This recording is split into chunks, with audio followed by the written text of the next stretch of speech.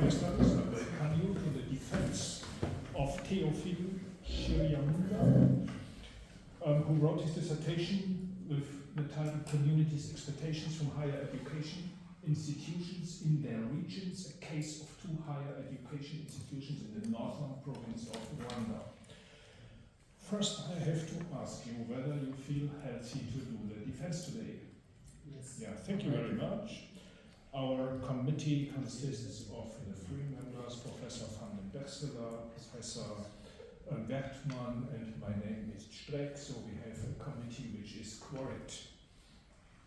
You hold a BA from the School of Education at the University of Rwanda from 2016, and 3 years later, from 2019, you have a Master of Education from the University of Kigali. We have two reports which will be read in excerpts. The first report is from Professor van den Berseler, and the second one from Professor Ekanola from the University in Nigeria. And he will read both of them. So please, you can start. Okay, so welcome. It's great to have this with you today. I'm very happy that we're getting this far. I start reading out of the examiner's report by Professor Ekanola. Professor Ekanola is a very big fish. Professor at the University of Ibadan, one of the best universities in Nigeria, and also a former vice chancellor of that university. And he wrote, amongst other things, the following. He says the primary research problem of this work is of what communities expect from higher education institutions in their regions. To address this problem, 3 specific research questions were interrogating. Is there any difference between communities' expectations of private and public higher education institutions? What can be learned from the expectations, experiences of existing graduates in the labour market? And are there challenges hindering collaboration between higher education institutions and communities in their regions? And if yes, what are they and what can be done to overcome them? The thesis looks at 2 relatively newly established higher education institutions in Rwanda. Ines Ruhengeri is a university that's privately owned by the Ruhengeri Catholic Diocese, and the IPRC Musanze, which is a public polytechnic. Data were collected using 173 questionnaires completed by staff of the 2 institutions. There were 147 questionnaires completed by alumni of the institutions, and 202 individual interviews that were conducted with residents of the communities around them, in addition to 6 focus group interviews involving another 90 residents of the local communities. So more than 600 people have been asked for feedback on this. In addressing the research problem and the specific research questions, an important finding of the study from the interviews conducted is that there is a key difference in how institutions and their communities perceive the primary roles of the institutions. While the universities construe their primary responsibility as knowledge production and dissemination, as embodied in research and teaching, the major expectation of their local communities is for their institutions to render social services and provide facilities and resources they need at a low cost, if not for free.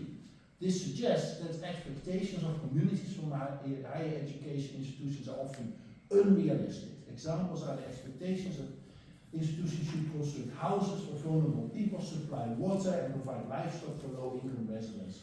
These unrealistic expectations present a challenge for the development of sustainably productive collaborations between universities and the local communities.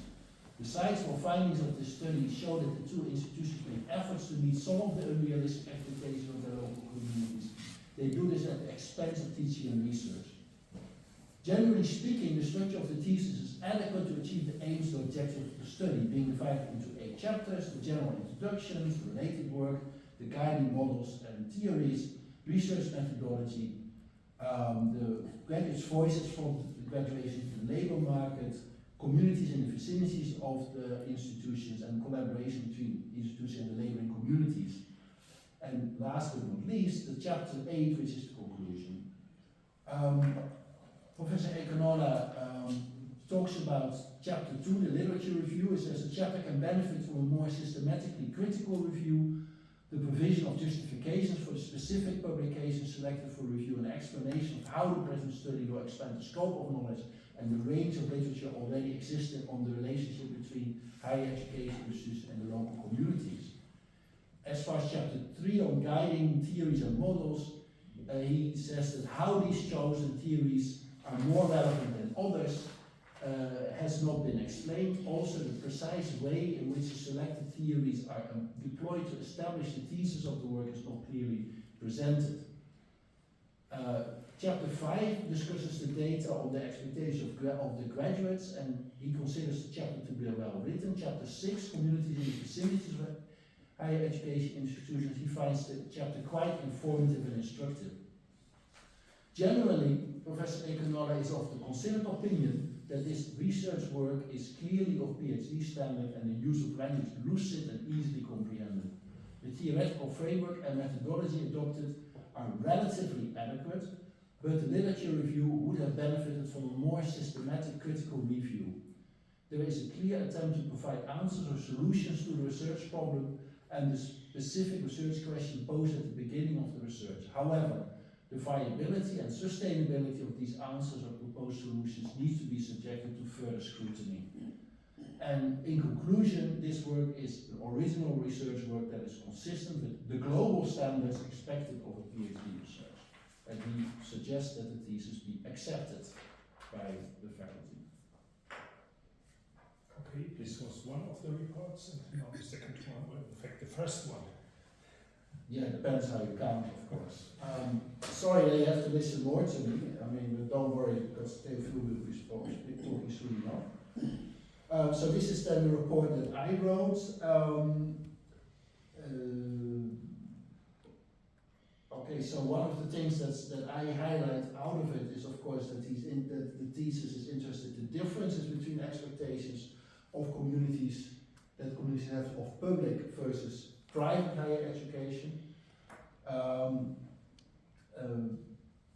And the thesis argues that it not only identifies practical lessons for community engagement, but also recognizes the significant potential of community-university collaboration to reduce unemployment, alleviate poverty, advance the knowledge society, and improve community well-being.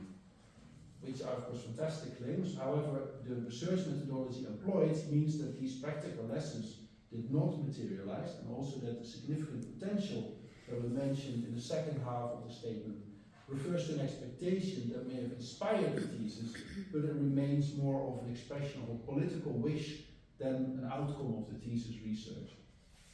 Of course, then you wonder what are then the outcomes. I think, in my view, the importance of this thesis lies in the attempt to go and study community expectations of newly established institutions firsthand in an African context. We've got very, very little research on this. Most of the research that is done is either in the global north, which includes Australia, and there's very little research doing this in African context.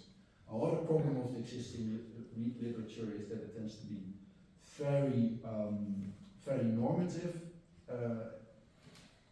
and it's clear that this study on Rwanda makes an important and pioneering contribution to the literature because it looks at the Rwandan cases, but it also tends to be entangled in the same normative assumptions as to the role and successful contributions of regional higher education institutions.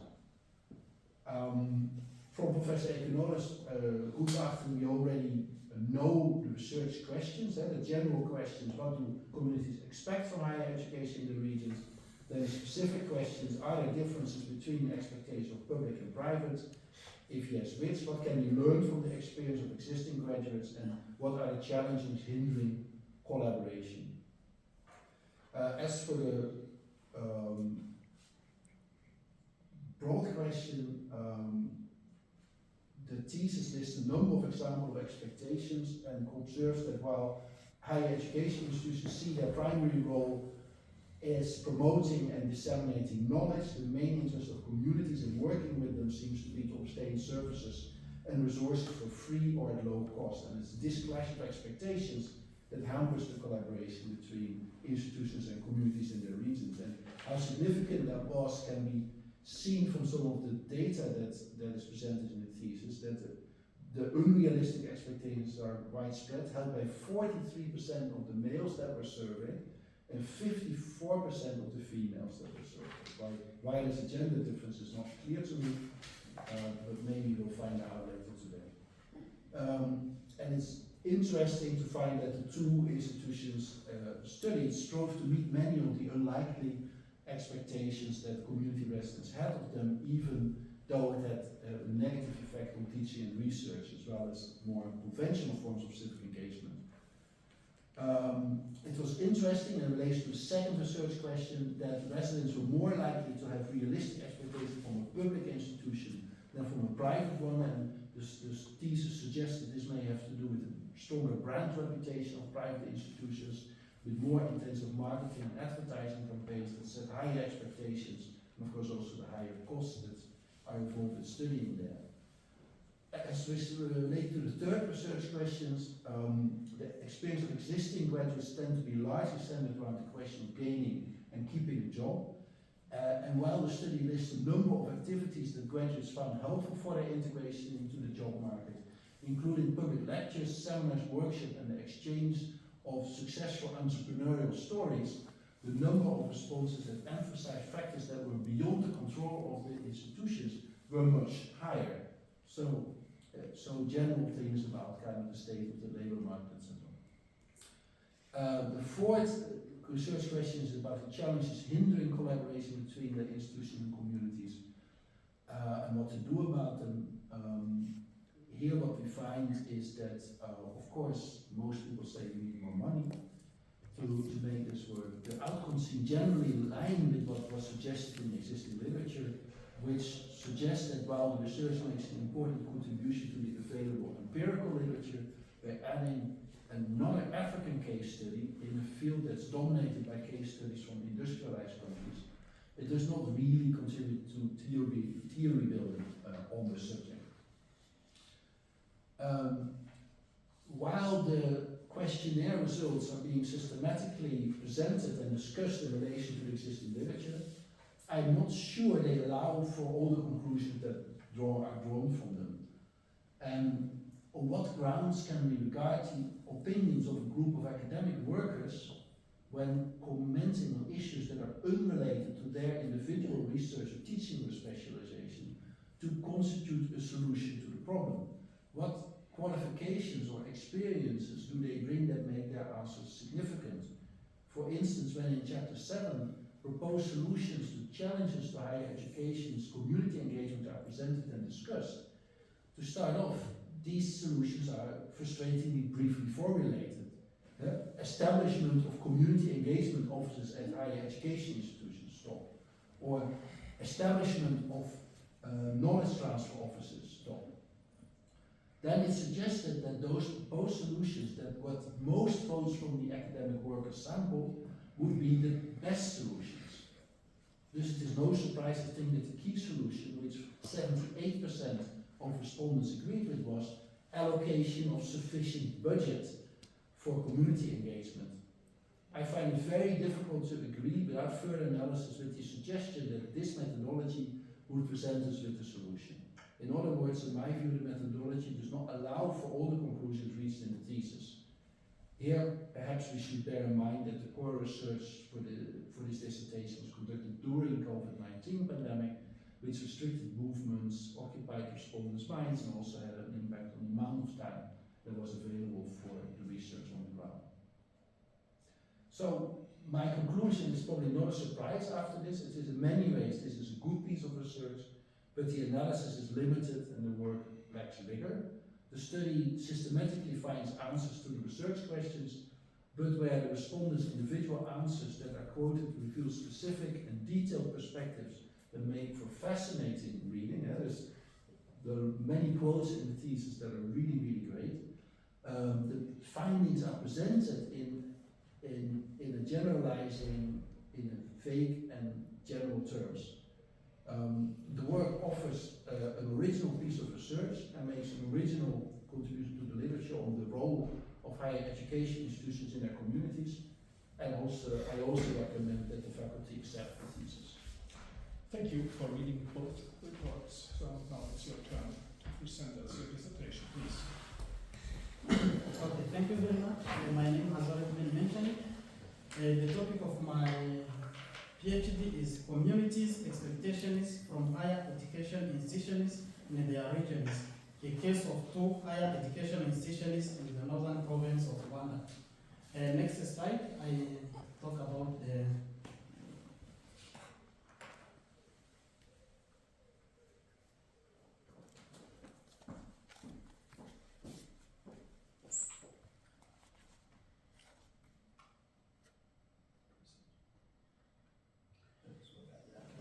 I start with the outline, I will start with the introduction, I will go to the related works, I will go to the underlying theories, I will come to the methodology, I will talk about the key results, findings and discussions as per research questionnaire, and then I will come to the conclusion. So the structure of this presentation is structured in a way that answers some of the reviewers' questions.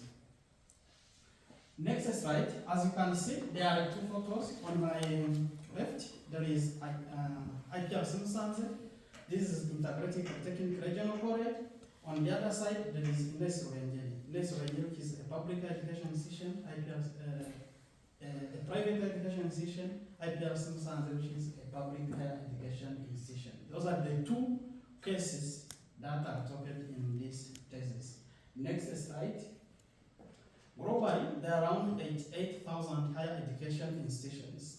Rwanda recorded 28 higher education institutions currently. Before 2001, there were only 10 higher education institutions. Before the independence, I mean before 1962, that is when Rwanda has got independence, there was not even a single higher education institution in Rwanda. The first university to be established was named Université Nationale di Rwanda, University of Rwanda, and it was established soon after the independence. That was in 1963. Developing a strong and efficient higher education sector is always a priority for the government of Rwanda. Much progress has been made, but also challenges still exist. This is a higher education system in Rwanda. It consists of private and public higher education institutions, universities and polytechnics. Universities award the highest degree is PhD, for polytechnic is advanced diploma. But soon, some changes have been occurred and few programs are allowed to offer up to Bachelor of Technology. Next slide. Here there are 2 important points. The use of higher education by government as a tool to solve labor market problem has led to an increase in the number of unemployed people. The second part, the more the number of people get in education in Rwanda, the more the increase in unemployment payments. This is according to National Institute of Statistics of Rwanda. Those are 2 important points, and of course when you go to the next slide, which talks about the problem statement, these are very necessary. While there is an extensive body of literature examining the role of higher education institutions in the development of their region within modernized countries, there remains a notable depth of similar studies within African context. This gap is particularly significant given the rising number of higher education institutions in Africa and concurrent increase in unemployment rate. Next slide, you can talk about the research questions. The first general research question was, what do communities expect from higher education institutions in their region? The other question was to see if those expectations differ or vary according to the status of the institution. The status are to private versus government or versus public. The other question was to see what can be learned from the experience of the existing graduates of higher education institutions at the labor market. The other question was to see if there is challenges facing collaboration between higher education institutions and their surrounding communities. And of course, if challenges are there, what could be the solutions? That was another question. Next slide. I talk about the literature review.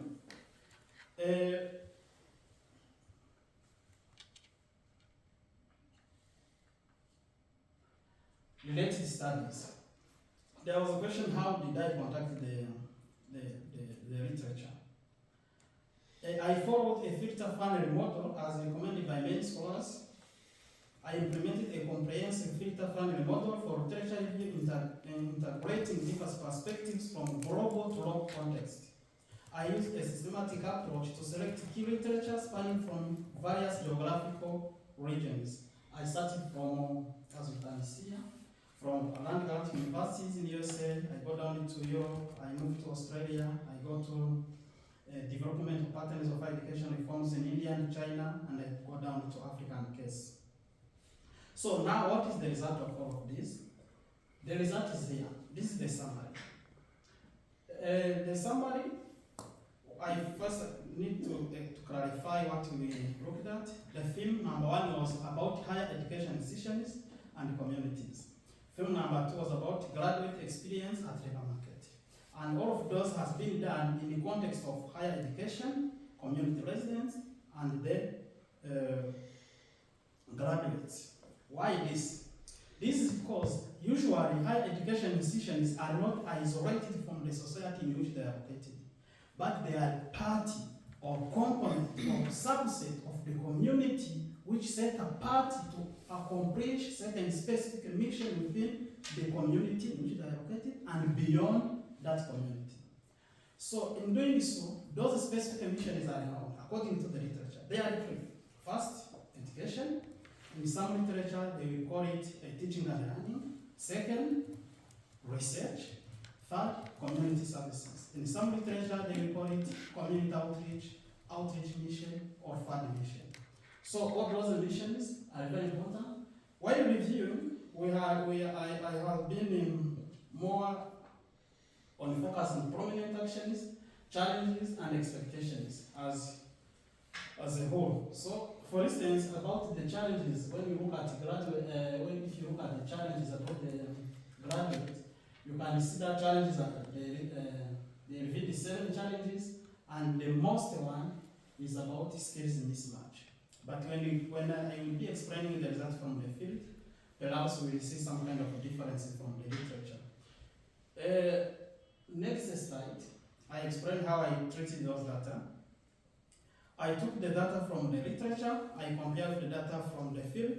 That's how I come up with my conclusion and my recommendation. This one, I explained the underlying theories. This thesis is using 3 theories: general system theory, public health model, and expectancy theory. The question was, why are they chosen and how are they deployed?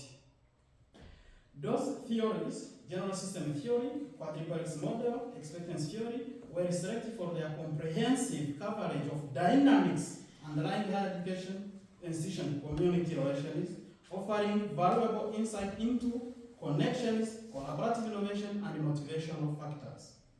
Those theories are deployed through the research process to establish a theoretical framework guiding data collection, analysis, interpretation, to uncover nuanced understanding of higher education institution community dynamics and inform strategies for effective partnership and community engagement.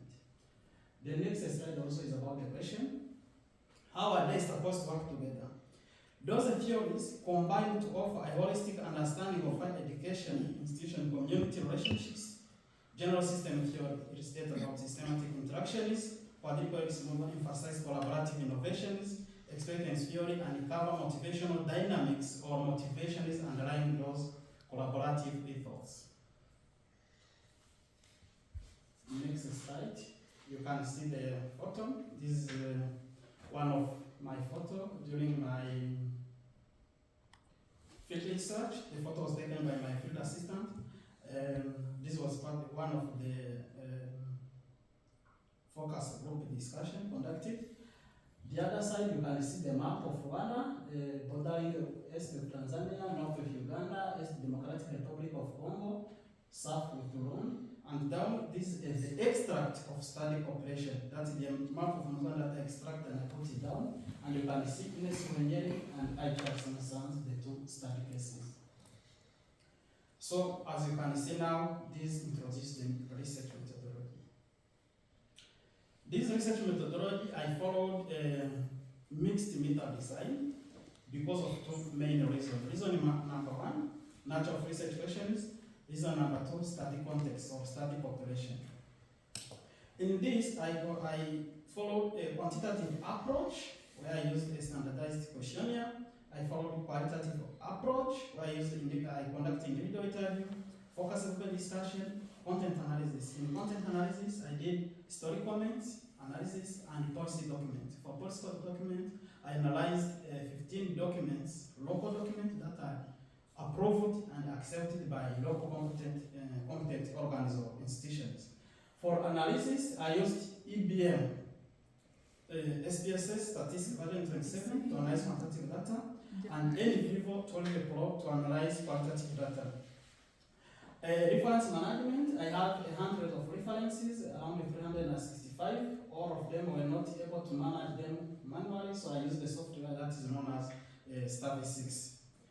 So this is now we can look about the key results. The key results, as already said, I have focusing higher education institutions, expectation and collaborations. Also, there are basic questions that are being asked. The first basic question is what do community expect from higher education institution? The second one was to see if those expectations differ depending on the status of the institution, private versus public. The third one was to see what can be learned from the experience of the graduate from higher education institutions in their region. This one was the first. And the fourth one was to see the challenges facing collaboration between higher education institutions and their communities. So we can come now to the findings regarding graduate experience at the labor market. These are the alumni of higher education institutions.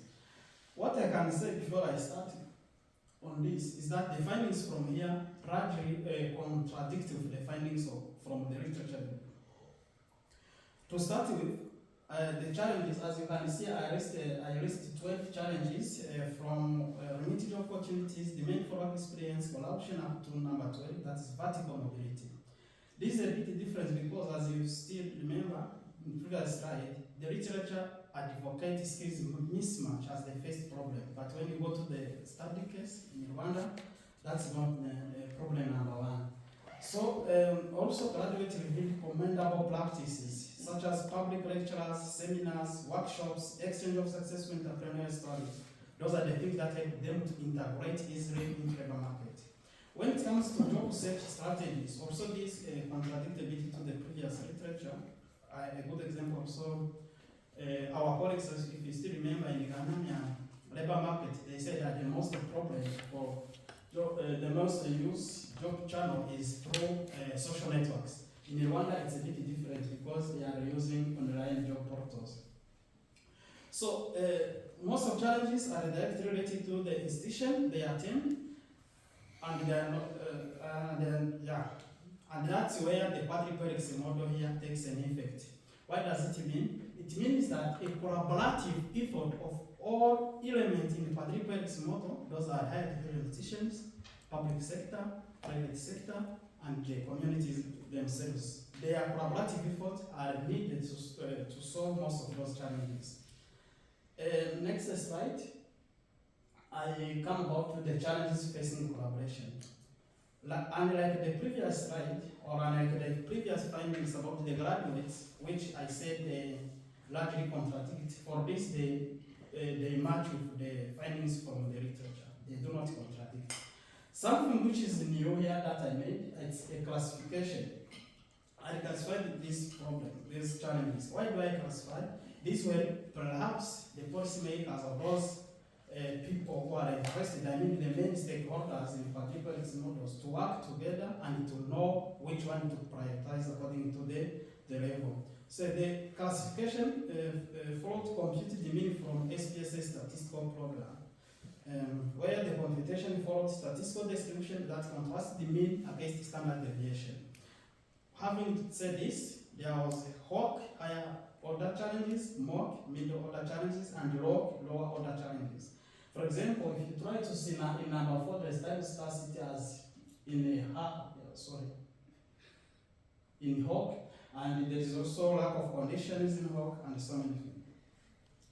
When it comes to challenges also, the challenges, as Professor has already mentioned, is sufficient budget allocation, community engagement centers, income generating activities, university community awareness. Of course, as Professor said, it is very difficult to implement this when it comes to budget. And in the literature, this much also in the literature, but the only solution, the only one way to do, I don't say the higher education institution themselves, they can find a solution to this challenge. But a collaborative effort with all involved elements, I mean in the quadriplex model, they can help to solve this problem. Perhaps if it comes, for example, to the government can say, okay, for the budget of higher education, we are giving them 20% of the whole budget, okay, let's make, for instance, 2022. Private sector can do something also, the others can do something. That's how the problem can be solved. And also this, if I say this, I say it depends on the collaborative effort in the quadriplex model, but also the expectancy theory also comes here. Now, why do government need to increase this 2%? Why do private sector need to add something to our budget? So, what the motivation, what they expect from those higher education institutions also need to be clarified. For university community awareness campaigns, of course, this here comes, for instance, when we say this kind of theory that I say, general system theory, which talks about the openness and the closeness of the institution. The institution, as I already defined, they must be, higher education must be open to their surrounding. So they need to be open so that they can receive feedback from the surrounding, but also them give something to the surrounding. Regarding the expectations, general expectation, if you can see there is 2 boxes, one in red, the other one in green. You can see the word IPH 191, 10th January 2022, IPH 112, 5th January 2022, and you can see IGH 069, 29 December 2021. Those are the codes. Those are the codes that we used during the interview for the privacy of the participants, but also for enabling us to sort them in our system. Because if you say PH, I want to meet this expectation regard to private higher education institution. When you go to the left where there is GH, I will be sure that this one is regarding to the government higher education institution, which is a public. So and this helps us to sort them in the system and know which expectation regarding the private, which expectation coming from the public. So as you can see in red, some people said, okay, we expect them to install water, we expect them to give us small domestic animals and so on. So those expectations, they go beyond the capacity and the mission, as I already mentioned, of higher education institutions. And I classify them as unrealistic. Professor has mentioned some kind of percentages, which are also there in the table you can see. So, for example, when you say providing water, I think there are some other institutions in Rwanda which are in charge of this kind of providing access to water, like Rwanda Water Sanitation Authority and so on, but not higher education institution. If higher education institution involved in all those things, they would have problems in fulfilling their other missions that I have already talked about. But when you try to see in the green, you say you expect these institutions to help us by hiring us, purchasing, this kind of expectation is relatively realistic. Now, what is interesting from the finding? The most interesting from this finding is that higher education institutions are putting much effort to meet those unrealistic expectations.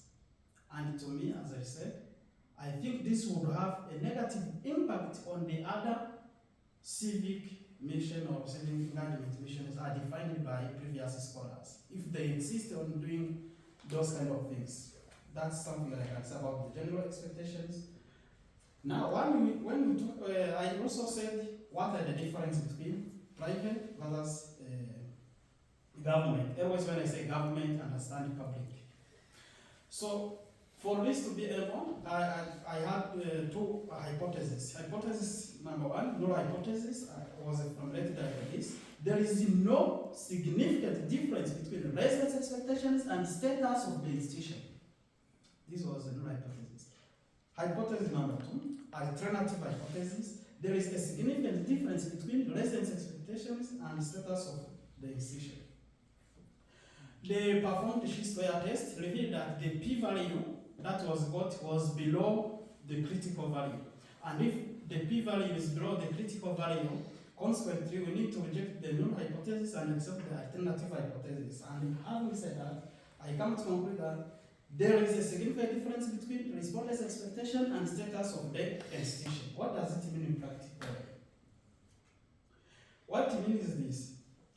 As already said, it's when it comes to private education institutions, the expectations are highly unrealistic, are highly improbable. When it comes to public, are somehow realistic. What does it mean? What is the cause of this? I think the cause of this for population to have high expectation for private depends on three main things. For example, the brand reputation. I can say also the marketing. Education institution do so many marketing, especially private ones, and also the cost. So all those things, when combined together, they may set higher expectations from the communities. When I come to the conclusion, here I say about the summary, about the general, there are many expectations, some of them are realistic, others are unrealistic. When it comes to difference, we have seen that for private education institutions, the expectations are unlikely realistic, which means unrealistic or high expectations. When it comes to public, expectations are likely realistic. When it comes to challenges, the challenges there are many several, but another challenge that is very interesting that have been found is what's called mutual brain. I call it mutual brain. That is a disconnect in perceived roles and expectations. Graduate experience, there is dozens of problems, as already discussed, but also there are some practical practices that help them, and I think education institution may emphasize on this. The other general conclusion to make also, while higher education institutions see their primary responsibilities as knowledge production and dissemination, the major expectation of their local communities is for higher education institutions to provide social services, facilities, and resources they need at low cost or free of charge. This also goes with the expected theory. Now, what are the recommendations? An important policy priority should be to plan for long-term and productive engagement by education institutions, starting from their working unit, their location, their host communities. Because as we see, they are part of the community that is set apart to accomplish certain specific mission within the community and of course beyond. It is imperative for the government and higher education institutions to work together to redefine their respective boundaries and responsibilities and addressing community needs. Of course, classification and contextualization of the challenges also would help for priorities making. I suggest the need for improved communication and understanding between communities and higher education institutions. I come to the future research and contribution. One of the contributions that this research makes an important contribution to the available empirical research, as the existing research is dominated by the modernized societies. It offers a new insight into studies in higher education and communities. It provides useful recommendations for policymakers.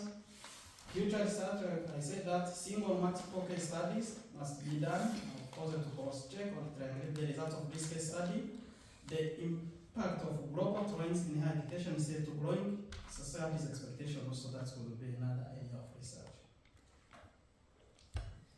Something that I want to mention toward the end is that as part of this research, especially the literature review, a review article has been published. This is called, the title is local community development and higher education institution, moving from a triple-helix model to quadruple-helix model.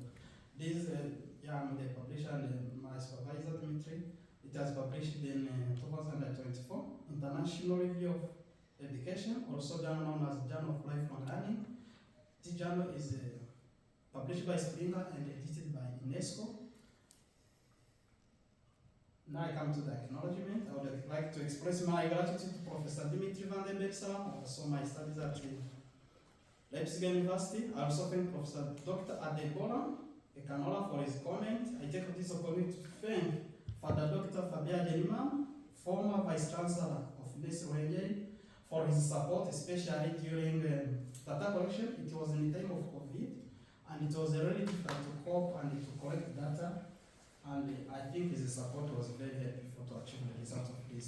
I also thank the doctoral committee for their time and construction. Without them, I think this date would not have been possible. Special thanks to Access team, board members, coordinators, and partner universities. Without their initiative, this research would not be there.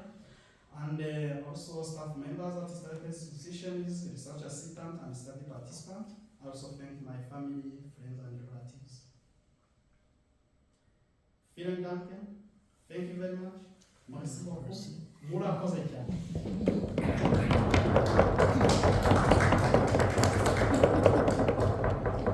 Thank you very much for this summary of your dissertation. As usual, the floor is now open for questions and comments. Thank you very much for this nice presentation. One thing I maybe didn't see or hear, why is it that these communities do have unrealistic expectations? I mean, when a private university arrives in rural areas in Rwanda, what do people normally know in the rural areas about what a higher institution of education is, how it works, how is it funded? What is the, like, what knowledge or what images of a higher institution of education do they have? What is the grounds for the unrealistic expectations? Okay, thank you very much. What I can say, the cause of these unrealistic expectations, the first cause is what I mentioned as a disconnect in perceived values and expectations. So the issue is that the community members, I mean the community members, they do not have much more information on the laws that higher education institutions should play. If they understand this is a private higher education institution, private, there is too much money. Private, I think if I go there, perhaps I can get domestic animals to do like this, and in giving these domestic animals, they think they are attracting the clients. That's why they think like this image of it. They offer animals so that people will go there to just they expect something to get something on a free of charge on private, because they know they do advertisement to get the student. But for the public, students are always there. They do not have something that they can claim, which is a realized students are always there. But for public, they expect this because of those kind of things they expect to get from them, which are often also unrealistic. But what do they compare them to? I mean, a higher institution of education, a private university, like what is the means of comparing this to, like, private is somehow connected to market, I think, but what kinds of actors or institutions do rural people compare these higher institutions of education to when they make these expectations? Do you want me to add a question to this? First of all, thank you for the presentation and for all the interviews that you conducted. I'm wondering, did you also ask the people what they think, what such an institution does, in terms of getting to understand what is their picture of how does such an institution work? Maybe this sheds a bit light also on the answer to the question of Katja Wegmann. Yes, we asked them how they think about it. But as I already mentioned, the problem is that if I bring it very brief, is that they have few information about the roles and responsibilities of those institutions. That's the origin of all those questions. They do not have a full information. And one of these findings, what is recommending, I recommended number one, university community awareness campaign. I don't still remember. If those community awareness campaign are there, I think they will remove all those kind of unrealistic expectations, and then we will put something clear. The other thing I said also, I said that another recommendation that government and higher education institutions should sit together to redefine boundaries and responsibilities. When they are doing this also, those kind of challenges about the expectations will not again be there. Good. My good friend, thanks for this interesting presentation. I have two questions. Since the expectation is from a higher education perspective, I wish to know your perspective, how the responses of the individuals, because the responses are from individuals. So how we're able to distinguish it from the institutional perspective, or they talk from the perspective of the institutions. And my second question will be, Can I answer this one before I go to the yes. second? Yes, thank you very much. Thank you. So the different to know this, I think I have done it somewhere here. Oh, yeah, it was a full recording. They were talking from the perspective of the institution. As you can see, I put private and government. You are here. This is IPS instance. You are here in 3 meters from the IPS instance. What do you expect from these institutions as a government higher education institutions? And then that's how they come to tell us those kind of comments. Of course, there are hundreds of comments. Those are the two I picked. They are many and they are variant. And then from those variations, through the system, I can find which one are realistic, which one are not realistic. What to base from realistic? Go beyond higher education institution function on mission and realistic. Meet the mission, realistic. And we sort, you got this percentages. Okay. The second one? Okay. So my second question, thanks for your response. My second question is about the hypothesis you develop. And I may be wrong, because then the hypothesis should have, I don't know how, to what extent did it emerge from the theory or from the literature that had to be tested. Because I saw that you discuss it in the findings, but the hypothesis had to be, maybe in your full literature, in your thesis, how did it emerge from the literature review that led to you being tested in the findings?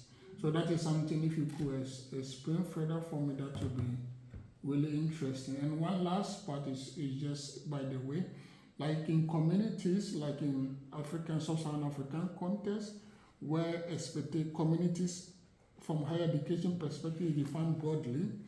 So take for instance, it can be civic institutions, it can be the individuals, it can be the households, it can be the society organizations. So did you expect differences in the expectations of these distinct members within the community? Did you see their differences in the expectations from higher education from the perspective of these differences? Yeah. It's for me that could also, I don't know your full finding, that could also be something I understand your question. So for the hypothesis, what I can say, what I can tell you, the first, as I put here, those were based on the previous research. That's something first I want to mention as you asked it. And when the one, always, the null hypothesis is always negative, as you already know. There is no, there exists no relation, something like that. They put always the alternative will be always agreeing with the first one. So if those are like that, you perform the test. This is you put the data there in the system, then you instruct the system to perform the test, you get the result. The result, if the p-value is lower than the critical value is 0.05. Now, this means that you have to reject the null hypothesis and accept the the alternative hypothesis. If the p-value is greater than the critical value, now you need to ask to reject the alternative and accept the null hypothesis. For this case, but those are not enough. As you know, statistical results are always not enough. You need to go to the to look at the comments or the feedback, and it's what does it mean really. And that is where comes the second question. You say the difference. How do those difference occurs? The first, I already explained it. According to the status, they differ. Now, how do they differ? I think there are three things. I wrote it in a book that I couldn't present everything here. The first, it depends on the institutional programs. That's number one. Number two, it depends on individual needs. That's number two, which also guided by the expectancy theory. And number three, it depends on the context. Of course, we are in COVID. Then in COVID, high dependency should stop and come to help us, giving some food, giving some work, and actually sometimes I even have some cases. Giving some food, they shouldn't be teaching. Why are they teaching? So all those expectation comes like that. In other words, it comes according to the context and according to the individual perspectives. Yeah. Thank you. Yeah. Any other question? I can ask a few, Please. So thank you so much. I think I really liked your presentation of the thesis. I've got one or two questions for you on the data that you can explain. I think one has to do, it strikes me that we've talked about gender in the relation to the realistic expectations or not. And you conclude that women are more likely to have unrealistic expectations than men. First question is, any idea why? Right? I have a second question, but you can answer this first. Okay, thank you very much. First, something that I need to clarify is that, of course, there are differences, but these are the sample that I've taken, and on general terms, I can't say that women always have unrealistic expectations. That is what I don't, that is something that I don't conclude in my thesis. It's not like that.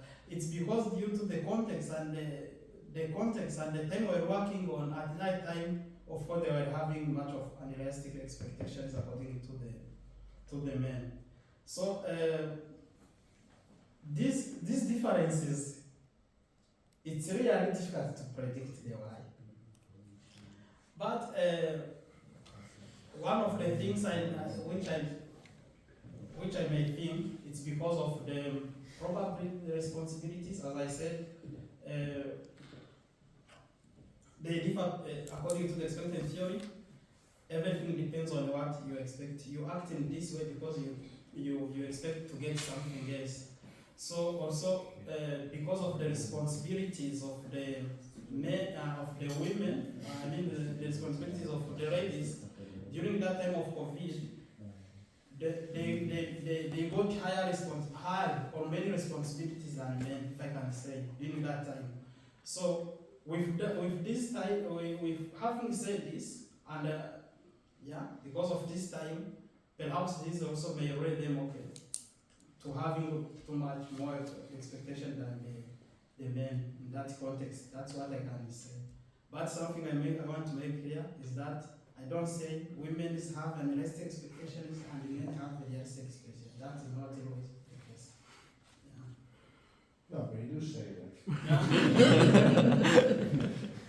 Just, But sir, yeah. just a comment, just following up on the same topic, because it's also a very interesting dynamic, and I'd just like to know whether, for instance, within the communities, could it also be the fact that the cultural dynamics within the community, and also, for instance, you mentioned about the people having information, is it that maybe within the social structure, maybe men are more informed in a certain way than women? Did you kind of look into this aspect to determine probably this could be the reason why you have that gender disparity? I think this may contribute to a case also. The cultural differences that, in Rwanda there have always been, I don't know if it exists elsewhere, but there has been women or men to feel less inferior than their counter men. So, but this has been abolished. This has been abolished. I think right now the concept is that women we are able. We women we are able. We all we are able. So what men can do, I can do it. That's so with this, it is really difficult to conclude that this difference depends on cultural sensitivity. Yeah, that's what I have to say. Yeah. And maybe another following question, following up to the questions that, or this discussion that we are having. I did have a question regarding to your case study. Why did you choose those two high-running institutions among all institutions that are there, for example, in Rwanda? Why did you choose Musanze, and why those two institutions? And probably this will somehow answer your question regarding to the culture or other expectations that the people from there probably would have. I'm from there, and probably I can have another perspective answers to your to the community. So why did you choose Musanze, for example? Raymond. I think your question is very useful for this case. Yeah, the first one, the reason to choose the Northern Province, I established the reason why. Northern Province is one of the smallest province in Rwanda apart from Kigali City. But it is smallest, but it has many higher education institutions according to other provinces. It is the one with many higher education institutions. And those many higher education institutions are exactly in Musanze district. It has more than, yeah. You see, I said 28 in Rwanda, but Musanze district alone has around 8 higher education institutions. And you know there is another in Rulindo, there is another in Burera, and so many others. You see that most of them are concentrated in Musanze. And most of the activities are agriculture. Normally people live on agricultural practices. So, this is the reason we choose Musanze as a region. Yeah.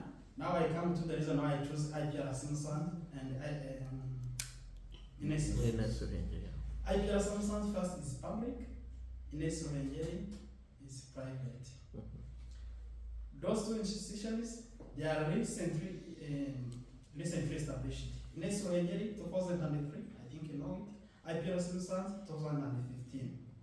So regarding the research question to see the differences, we know one of the research questions, what differences between the expectation according to private or public, according to the status of the institutions. So that's why if you want to see the difference according to the status, it's mandatory or it's obligatory or it's advisable to choose one which is private and another which is public. Yeah.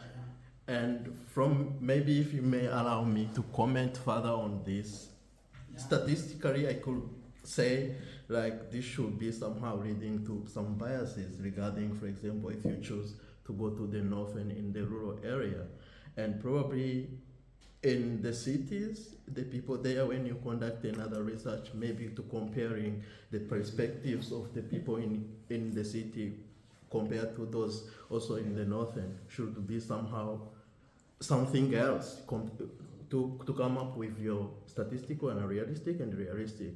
That I found, for example, I don't know the amount of data that you came up, and sometimes depends on the data that you have, can lead to some biases to come up with, to draw some conclusions regarding to what you have found, for example, in your thesis. So something that should be somehow further is the comparison of perspectives of the people, for example, in the city, or maybe in the northern also, the people that you ask it there, you conducted the interviews, have, I don't know their level of, if they have attended some schools or someone, I know someone could have some perspectives regarding to his or her level, for example, of the skilled level in terms of that. And someone who attended schools may end up coming up with some other expectations regarding to maybe because he has been there or not and have different perspectives regarding to his or her skills. So that's what one comment that I made. Yeah, thank you for this, for bringing this. Yeah, as I already said, the higher education institution, as I said, it's not separate from the community. Within the community, as I said, members, some of them were lecturers, again, some of them were students, some of them were uneducated, as you said, some of them have PhDs in the community, some of them own businesses, they are bosses of business, some of them come and be back the bosses of universities, private government. So it's a mixture. We didn't go, okay, now we go to ask only uneducated people. No, it's not like that. It's a mixture of them. That's why I say it's a subset of, nowadays I said that, but you remove something to set apart competition. But it is still there. So within the members we ask it includes all levels, all categories of those kind of people. And also something that we did, as you said, I remember during the field data, for the first week, when I was there, the Vice Chancellor advised, but it was also advised by my colleagues in the same research group, advised to conduct a small sample of the, that's called normally the general term is pilot testing, to conduct a small sample. And the reason for this small sample was to see the consistency and stability of the feedback received from the participants. And we did this and we considered different. Of course, we started from the party. As I said, we conducted the preparatory meeting where we were more than 15 people, local actors and so many others. We give them questionnaire, they answered and we compared. Then later ask some members from outside also those indicators and listen. And we find that the results are consistent and stable. That's how we went through that. Yeah. Sorry, I forget something. You mentioned something that I forgot to comment on. You mentioned about the sample. The sample, I have used the Lausoft size calculator to calculate the sample. This is the formula.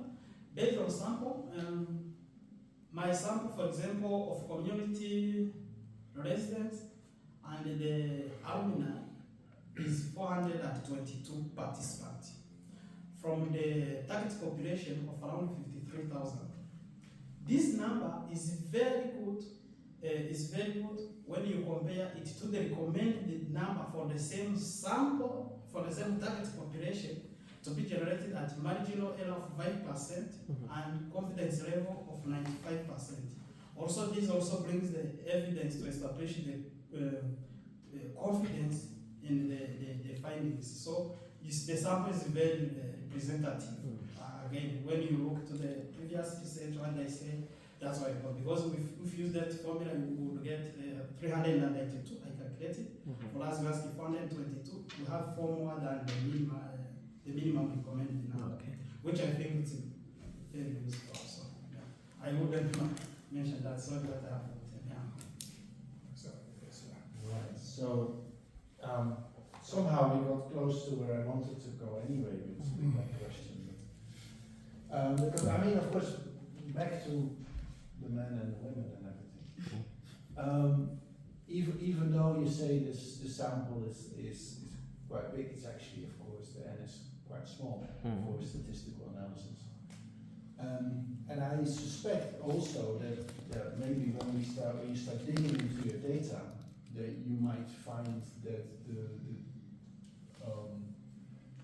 the different expectations might be explained by other factors, and that maybe amongst the people that you've down in that list as women, there might be people with a different background than the ones that you've got as men, and I think that might be the actual significant one and not the gender one.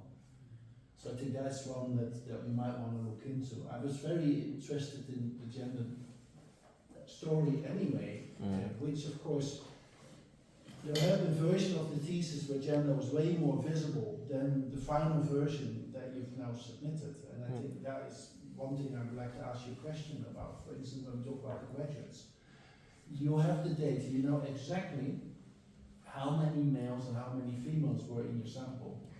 And you present that, but nowhere in any of the further conclusions that you draw, this plays a role. So my question is that, does that mean that in the final analysis you have concluded that there is nothing significant to say about the differences and therefore we'll leave that out of the further conversation? Or is there another reason? Because I remember we talked a lot about this in some of the earlier sessions. I think you're right.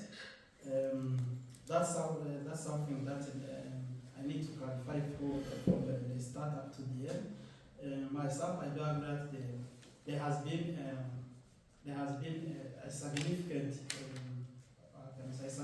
change or a significant observation in terms of sample. In terms of sample, I mean gender.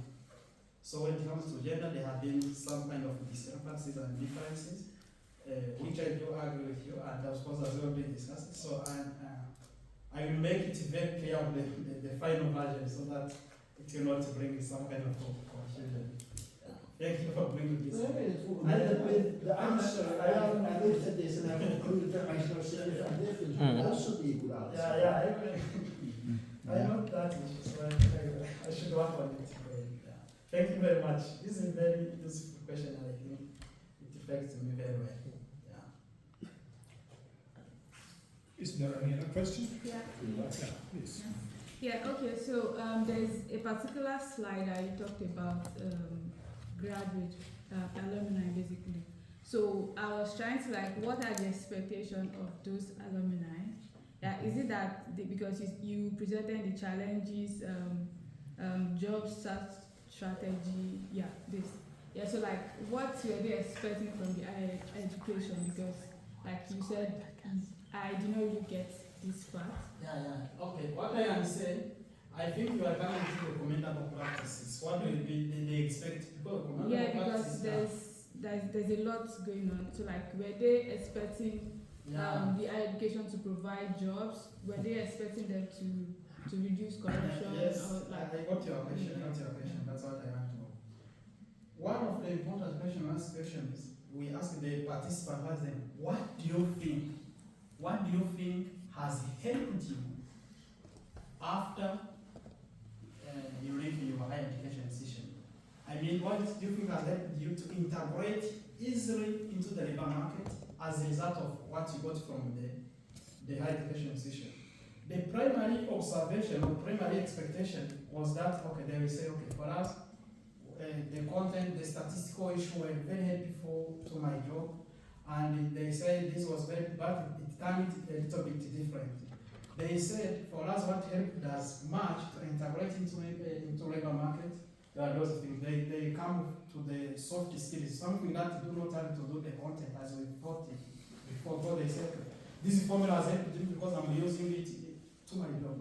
They said public lecture, seminars, workshops, exchange of successful entrepreneurs, those are the things that helped us to integrate into the market. And having said this, they commend higher education institutions to put much effort into different kind of those practices. And recently I have seen some have already started to implement. They call some successful entrepreneur. They come, they talk to inspire the student, and the student find it very useful than any other thing else. Thank you. Also have a question. Thank you for your presentation. What I have is not a question, but it's an idea. Back to men and women differences. I was thinking that was not because of IPR Simpsons and Ines Rohendere, they are because of their technical colleges. So I was thinking that it's the difference that men, they have higher number and women lower number. So you have to think about it. That was what I was thinking about. Okay, thank you. Also, that might be another issue. That's a good idea also, because actually the present perspective, although I said that there have been some change to equalize the things and do whatever, and also as the professor has mentioned, females are always very few. In if you can say, I think I have some quotes. but there are very few females accessing higher education. Especially the case comes worse when it comes to technical, when the higher education institutions are offering something that are technical. And that's why the question of saying we are equal also comes again. If you are equal now, why do you say, okay, doesn't for men they are very difficult and whatever? Then we are equal, so you too can try. So I think also this perspective also may bring some kind of differences in the expectations. Thank you for bringing this. I consider it also. Any question left? Why? Yeah, I had a question regarding when you were talking to staff at these two universities, because I think you worked previously in Musanze, right? Yeah, I worked there. I worked there as a quality assurance officer and pedagogy monitor. Okay, which is not to say a criticism, because I think there's nothing wrong with using connections you have to build deeper research. So it's not a criticism necessarily, but did you notice in your responses at a private university as opposed to a public one, which, to be context, is asking people at a publicly funded institution in a one-party state where they're dependent on state money, differences in your responses to these questions, like marked differences, or would you say that the questions you got to these university employees were maybe more or less the same? I think I would say they are more or less the same. So there would be no major differences because as I already mentioned. So the main issue, which is very catastrophic, is the expected needs, the needs of the one who you ask, or this kind of particular person you are asking, what does he need? If you are asking a professor who is, I say a professor is a member of the community, who is teaching at a university, and you are asking someone who is like who doesn't have any education or doesn't have anything, the perspective would be different. And one of the things which is very needed to be done for those, it's always what I can say. I don't know if I can call it continuing education, but in a simple way, I summarize it and I call it university community awareness. Through this kind of awareness, people may get upgraded. They may get upgraded according to their way of thinking. And I think these things happens works for developed countries. For example, I have considered the cases in the Netherlands and anywhere in developed countries. So if you conduct those kind of to make people have some kind of mindset, I think something can be done. Any other question? No? Then thank you very much for this discussion.